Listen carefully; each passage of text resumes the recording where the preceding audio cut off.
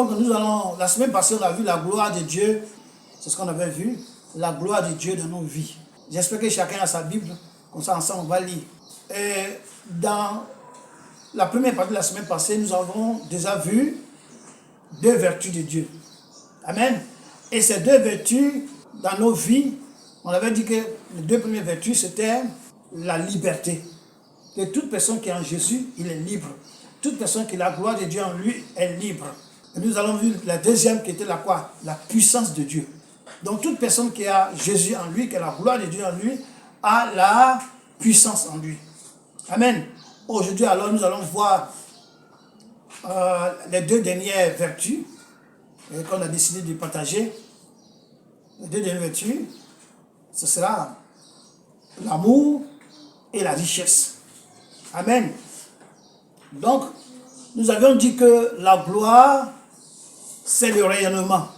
La gloire, c'est le rayonnement des vertus, des grandeurs, des actions, des œuvres et des mérites qui attirent à la renommée. Que ce soit les hommes ou Dieu. Donc, nous allons relire encore Exode 24, versets 15 à 17. Moïse monta sur la montagne et la nuée couvrit la montagne. La gloire de l'Éternel reposa sur la montagne de Sinaï et la nuée le couvrit pendant 6 jours. Le 7e jour, l'Éternel appela Moïse du milieu de la nuée. L'aspect de la gloire de l'Éternel était comme un feu dévorant sur le sommet de la montagne, aux yeux des enfants de Dieu. Amen. Donc Moïse, Dieu l'avait appelé Moïse monter sur la montagne, et que lorsque Moïse est monté sur la montagne, il est rentré dans la nuée, parce que Dieu se trouve dans la nuée. Mais ici, la nuée était sur la montagne. Donc Dieu était sur la montagne, dans la nuée. Et la Bible dit que quand il est arrivé, il a vu la gloire de Dieu. Et la gloire de Dieu était comme un feu dévorant. Amen. La présence de Dieu, c'est le feu. Tous ceux qui ont le Saint-Esprit, quand ils commencent à prier ou chanter ou adorer ou même méditer, ils commencent à sentir le feu qui brûle dans leurs entrailles. Ils sentent le feu, tu sens le feu en toi. C'est comme un feu qui brûle. Effectivement, il y a un feu qui brûle. Dieu est un feu dévorant. Il est esprit, il est aussi le feu. Un feu spirituel, bien sûr. Mais ce feu spirituel-là, on peut le contempler aussi physiquement. Donc ici, Moïse étant sur la montagne, dans la nuée, on dit que cela s'est fait aux yeux des enfants d'Israël. Donc ils ont vu ce feu-là. C'était plus spirituel, mais c'était physique. Même Moïse, sur la montagne, dans le buisson ardent, il a vu le feu-là physiquement. Donc Dieu, il peut se faire physique, il peut se faire spirituel. C'est pourquoi ceux qui s'opposent à ce que disent que Jésus-Christ n'est pas Dieu, et je me demande, parce que des fois même dans nos villages, dans nos différentes villes, tu peux voir quelqu'un qui est mort à longtemps, tu le vois physiquement.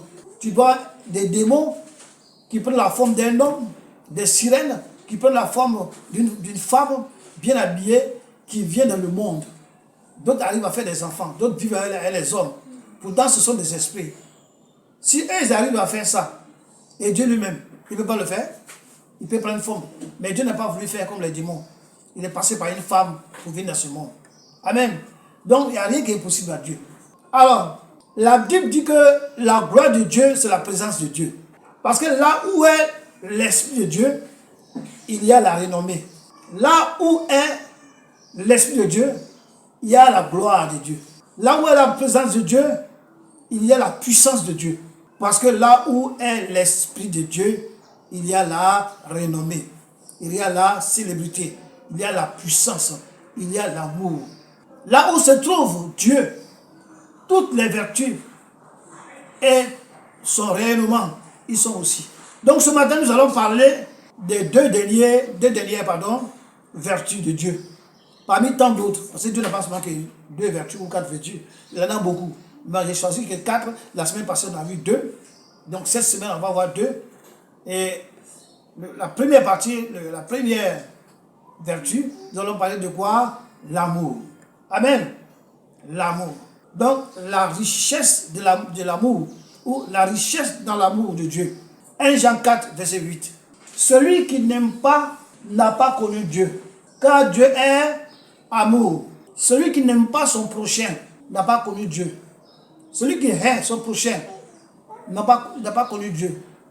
Celui-là qui a la haine, la rancune contre son frère, contre son prochain, la Bible dit qu'il n'a pas connu Dieu. La Bible dit qu'il n'a pas Dieu. Parce que Dieu est quoi? Amour. Tu ne peux pas dire que tu es avec Dieu, Dieu est en toi, et tu te promets la haine. C'est des mensonges. Donc toute personne chrétienne qui a la gloire de Dieu en elle doit manifester et vivre dans l'amour. La parole de Dieu dit que celui qui vit dans l'amour vit en Dieu et Dieu vit en lui. Donc si tu ne vis pas dans l'amour, ça veut dire que Dieu ne vit pas en toi. Si tu vis avec la haine, avec la colère, la bagarre, la rancune, l'amertume, si tu vis dans ces choses, cela signifie que Dieu n'est pas en toi. Parce que la Bible dit que celui qui vit dans l'amour vit en Dieu.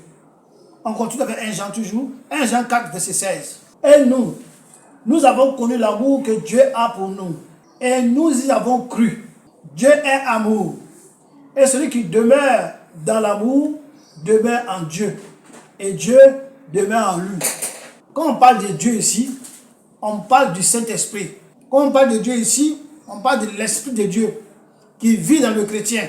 Toute personne doit chercher à avoir l'Esprit de Dieu. Parce que la Bible dit que le Saint-Esprit est le gage de notre appartenance à Dieu.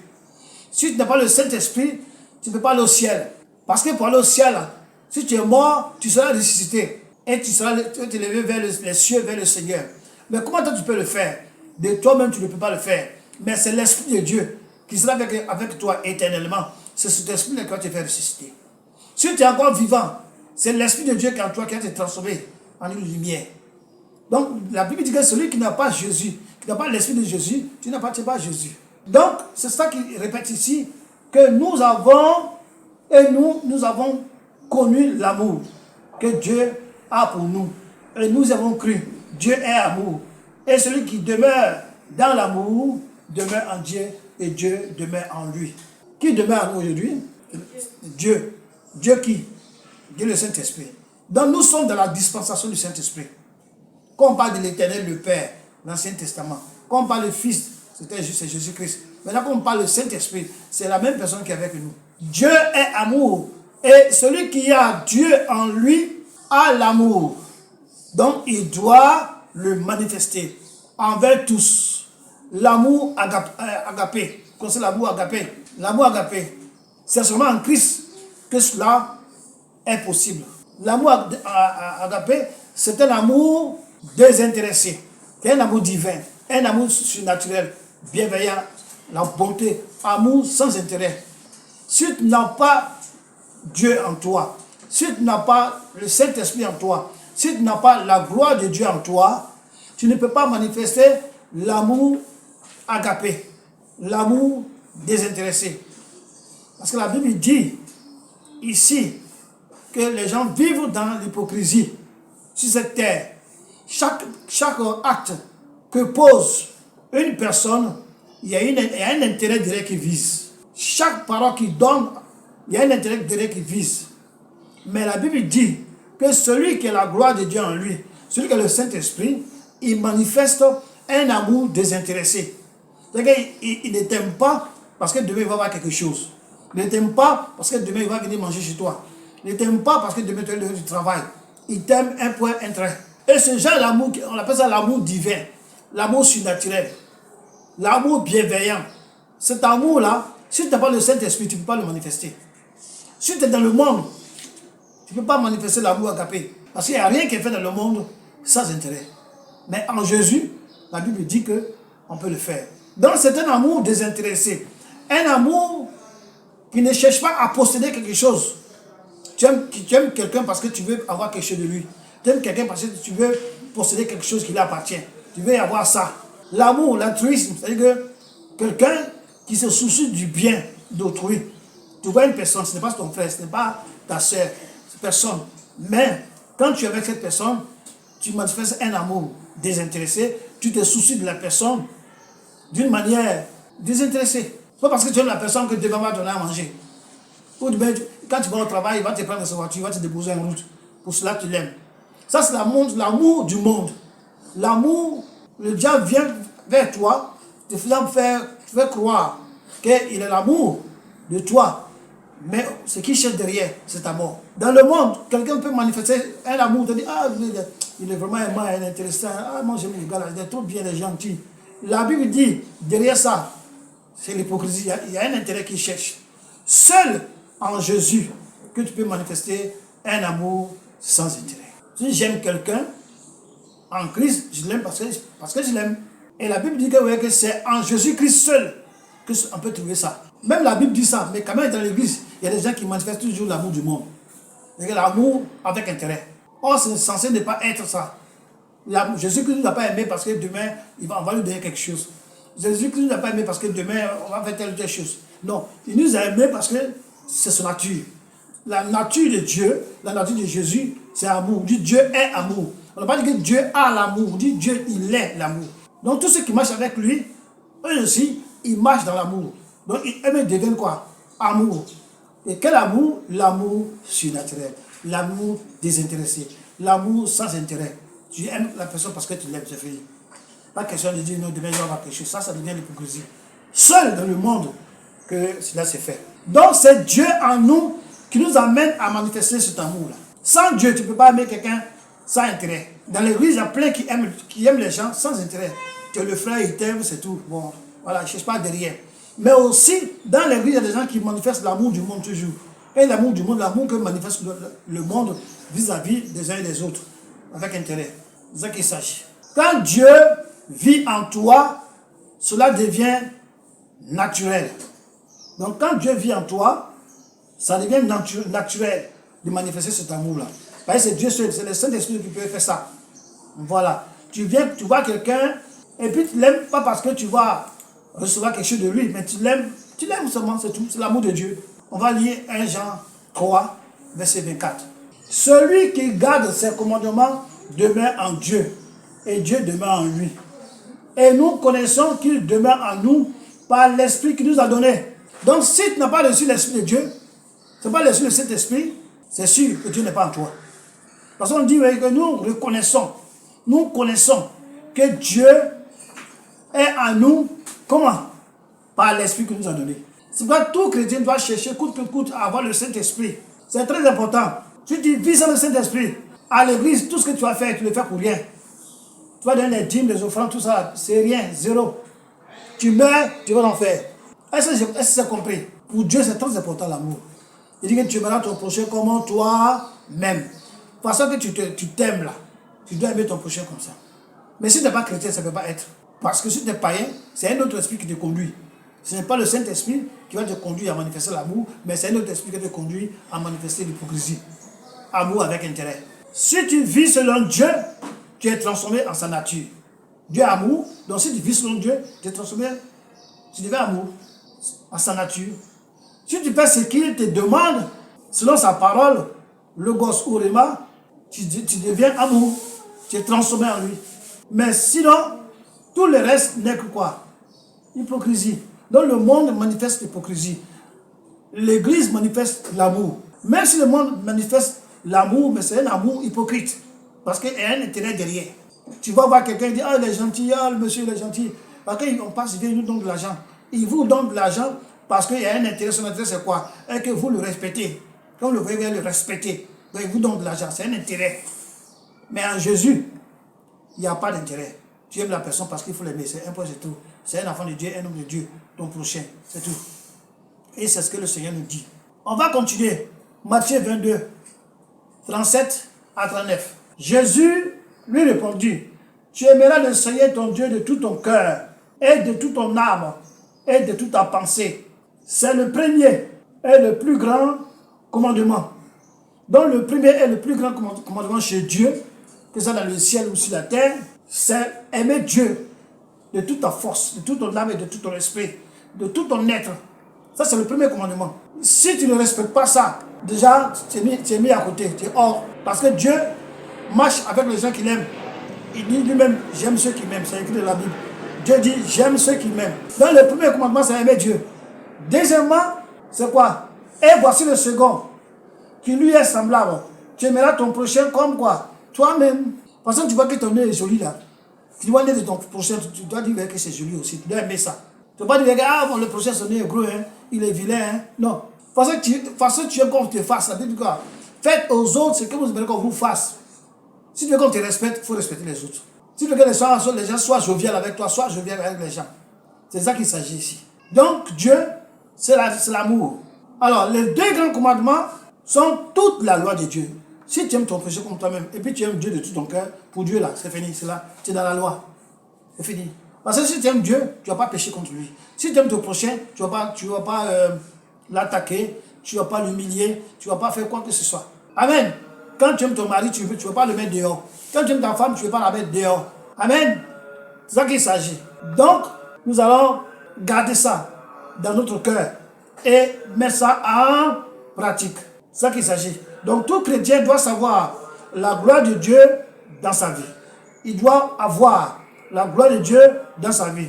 Car Dieu demeure en lui, celui qui a Dieu a ses commandements en lui. Respecte les commandements de Dieu.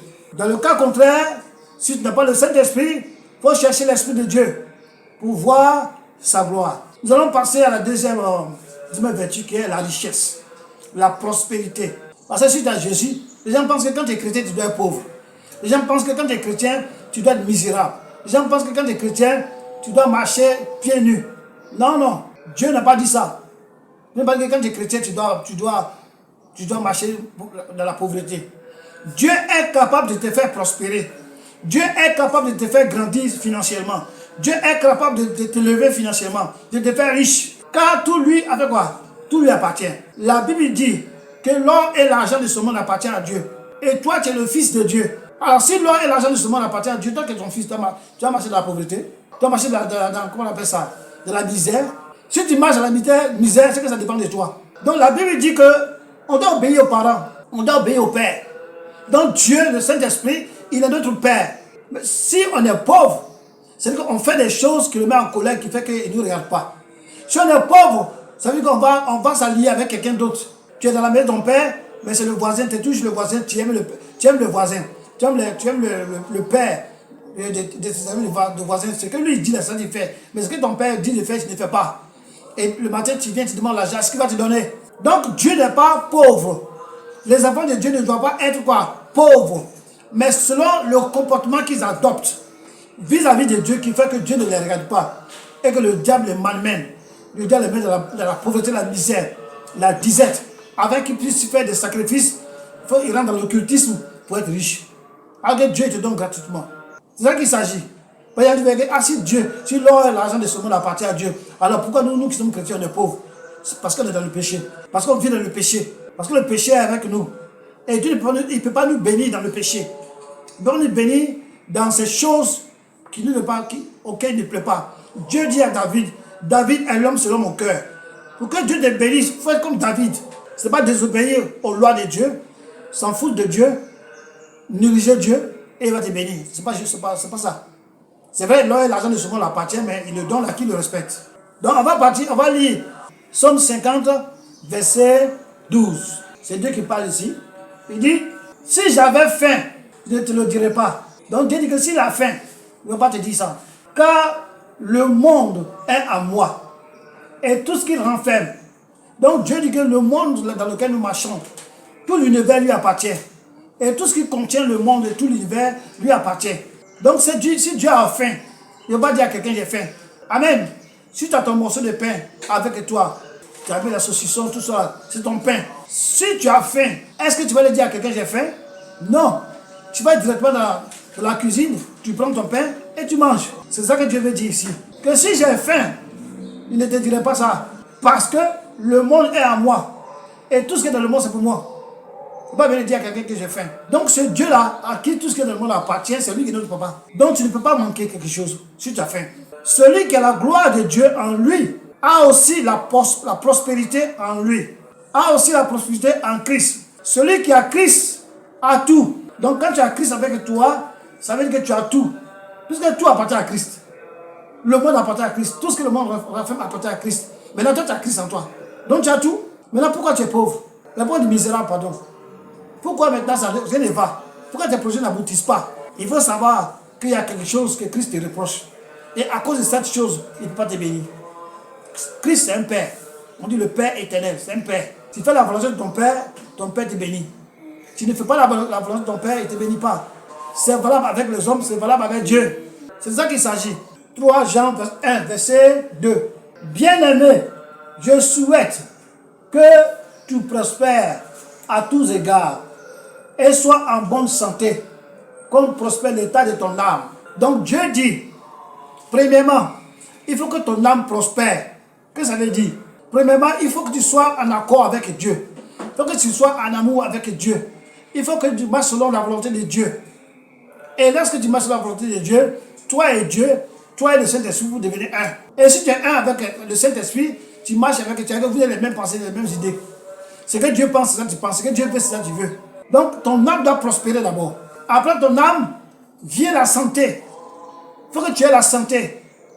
Un chrétien doit avoir la santé. D'abord, son âme va prospérer en Christ, dans la présence de Dieu, la gloire de Dieu. Ensuite, il doit être en bonne santé. Et après la santé, il dit quoi? Je souhaite que tu prospères à tous égards. Donc, que tu prospères en toutes choses. Que tu prospères en toutes choses. Donc, d'abord, tu marches avec Dieu. Tu es dans la gloire de Dieu. Tu es dans la gloire de Dieu. Et ton âme prospère. Ton âme est en paix, en bonne santé. Amen. Ensuite vient le corps physique. Il faut que tu aies la bonne santé. Parce que si tu es malade, tu ne peux pas travailler. Il faut que tu sois en bonne santé. Et troisièmement, maintenant, ton âme prospère, tu prospères à tous égards. Donc, c'est ce que la Bible dit, cherchez premièrement le royaume des cieux, et les choses de ce monde vous sera donné par la suite. Donc, premièrement, ayez que votre âme soit sauvée, que votre âme prospère, soit sauvée. Après, les choses de ce monde vont vous suivre dans la santé, de l'abondance. C'est ça qu'il s'agit. Donc, Dieu, il a des principes pour bénir financièrement, matériellement. Dieu a ses principes. Dieu aussi a des chemins. On va parler ici de 2 chemins.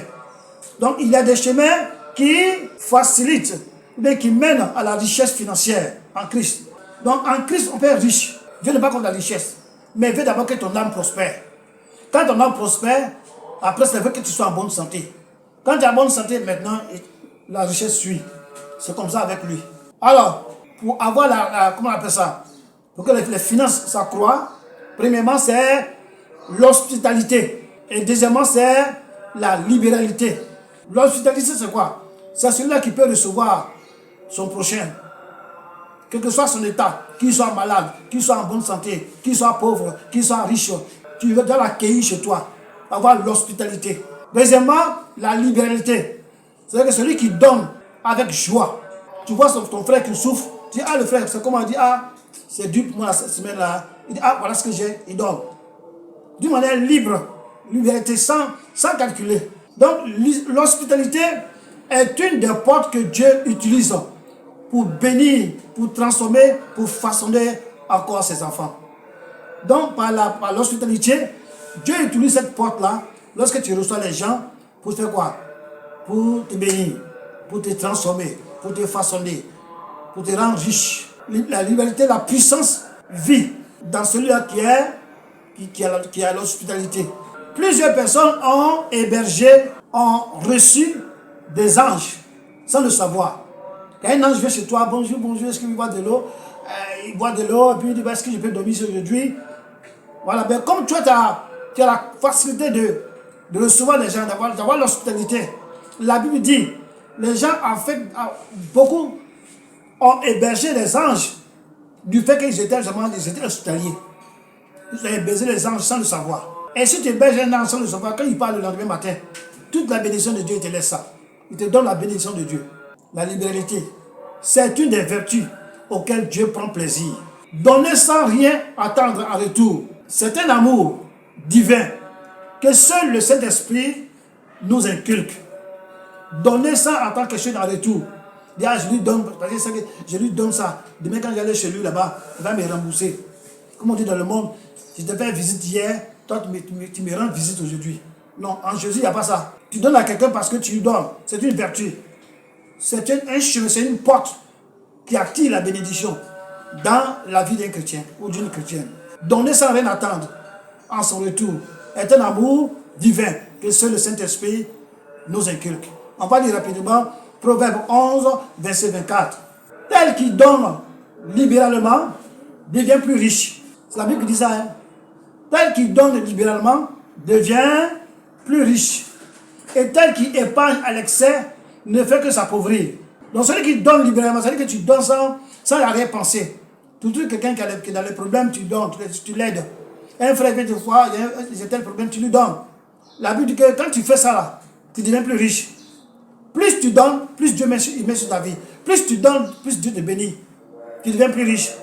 Mais si par avarisme, par égoïsme, tu as l'argent sur toi, tu vois que ton prochain qui meurt, ton prochain qui a faim, tu dis, oh, moi je vais épargner ça, je vais garder ça. La Bible dit, en faisant ça, tu te rends pauvre. Parce que ce que tu gardes, c'est ça qui va rester. Ça ne va pas s'augmenter. Il n'y aura pas de surplus. Mais quand tu donnes, Dieu donne. On va descendre un peu au verset 25. On va descendre un peu au verset 25. L'âme bienfaisante sera rassasiée. Et celui qui arrose lui-même sera arrosé. Donc tu lui donnes, on va te donner aussi. Si tu ne donnes pas, tu n'auras rien. Si tu épargnes, tu donnes personne. La Bible dit que c'est la pauvreté c'est la pauvreté. Mais quand tu donnes d'une manière désintéressée, sans arrière-pensée, tu donnes, la Bible dit que tu deviens plus riche. On va lire Hébreux 13, verset 15 à 16. Par lui, offrons sans cesse à Dieu un sacrifice de louange, c'est-à-dire le fruit des lèvres qui confessent son nom. Verset 16. Et n'oubliez pas la bienfaisance, la libéralité, car c'est à de tels sacrifices que Dieu prend plaisir. Donc c'est quand tu donnes d'une manière libre, c'est là que Dieu prend plaisir. Et Dieu voit que tu as un bon cœur. Tu es quelqu'un qui donne sans, oh mon Dieu, calculer. C'est toi qui as un amour désintéressé. Alors quand tu pratiques ça, Dieu met en plus, il met dessus. Ce qu'il a dit dans Proverbe 11, 24, que celui qui donne reçoit beaucoup, s'enrichit. Mais celui qui épargne beaucoup, il devient pauvre. Donc, tout ce que nous faisons doit être pour la gloire de Dieu. La crainte de Dieu. La crainte de Dieu doit nous habiter. Si nous mettons ces choses en pratique, nous recevons dans nos vies la gloire de Dieu. Dans tout cela, cherchons à connaître Dieu, c'est-à-dire le Saint-Esprit. Approchons-nous de lui pour méditer la parole par la prière et dans la fidélité pour connaître le Saint-Esprit. Si tu ne connais pas le Saint-Esprit, tu ne connais pas Dieu, parce que Dieu c'est le Saint-Esprit. La connaissance de Dieu, c'est la connaissance du Saint-Esprit. La connaissance de Dieu nous permet de marcher dans la volonté parfaite de Dieu. Ayons soif des choses de Dieu et nous croîtrons spirituellement. Et les autres choses, c'est-à-dire les finances, la richesse et le bien-être viendront à la suite. Mais d'abord, nous devons chercher le salut. La Bible dit dans Jean 10, 10, l'ennemi vient pour faire quoi? Voler, tuer, égorger. Mais Jésus vient pour faire quoi? Pour donner la vie et la vie dans l'abondance. Donc Jésus-Christ est venu pour nous donner la vie éternelle. Et lorsque tu as déjà la vie éternelle en toi, maintenant il te donne l'abondance. Si tu respectes ce qu'on veut de voir, si tu respectes tout ce qu'on veut de voir, l'amour, la libéralité, l'hospitalité, si tu respectes tout cela, tu auras la vie dans l'abondance. Une vie en abondance. Donc il te donne la vie éternelle et il te donne la vie dans l'abondance. C'est ce que la parole dit. Donc, Dieu nous donne la vie éternelle. Et dans la vie éternelle, Dieu nous donne l'abondance après. Soyons fidèles à Christ. La prospérité financière, sociale, la richesse de ce monde ne sont pas la finalité. Certes, ce sont des choses très importantes. Mais la finalité, c'est la vie éternelle. Aller au ciel. C'est ça qui est très important. Parce que tout ce qu'on aura ici, voiture, villa, maison avec piscine, toutes ces choses-là vont rester ici. Même les vêtements qu'on a portés là, on porte maintenant, quand on va mourir, là, tout ça va rester ici. On ne va pas partir avec nous. Donc, avant de chercher la richesse, cherche d'abord à avoir le Saint-Esprit en toi. Quand tu as le Saint-Esprit en toi, cherche que ton esprit, soit en accord avec Dieu. Que ton âme prospère. Après cela, si ton âme prospère, la santé va venir automatiquement. Et c'est la santé automatiquement, et que tu respectes tout ce qu'on vient de voir, la Bible dit que tu seras riche. Tu vas prospérer financièrement. Tu dois obéir à la parole de Dieu. Tu vas prospérer financièrement. Dieu n'est pas pauvre. Il n'est pas un Dieu pauvre. Si le diable lui-même bénit ses enfants, il n'a pas les moyens pour bénir ses enfants. Mais Dieu, il a des conditions. Le diable, il n'a pas de conditions. Tu viens à lui, je peux dire qu'il a des conditions. Quand tu viens à lui, tu ne donnes pas gratuitement. Il va te dire, va tuer ton père, va tuer ta fille, va me sacrifier ton enfant, va égorger, va tuer. Et moi, je te bénis. Mais Dieu, il ne te dit pas ça. Tout ce que Dieu te demande, il faut l'aimer, premièrement. Deuxièmement, aimer ton prochain. Troisièmement, obéir à sa parole. Et ta vie est sauvée. On va lire le dernier verset, Matthieu 6, verset 31 à 34. Ne vous inquiétez donc point. Et ne dites pas, que mangerons-nous? Que boirons-nous? De quoi serons-nous vêtus? Car toutes ces choses, ce sont les païens qui les recherchent. Votre Père céleste sait que vous en avez besoin. Cherchez premièrement le royaume et la justice de Dieu. Et toutes ces choses vous seront données par-dessus. Ne vous inquiétez donc pas du lendemain. Car le lendemain aura soin de lui-même. À chaque jour suffit sa peine. Donc Dieu veut qu'on cherche d'abord le salut, qu'on soit sauvé, que nos âmes soient quoi? Prospères, qu'ils ont la santé, tout et tout. Et tout ce qu'on veut après, dans l'obéissance de la parole de Dieu, il nous donne ça automatiquement, sans problème. Que Dieu nous bénisse. Ça sera tout pour aujourd'hui. Que Dieu nous bénisse.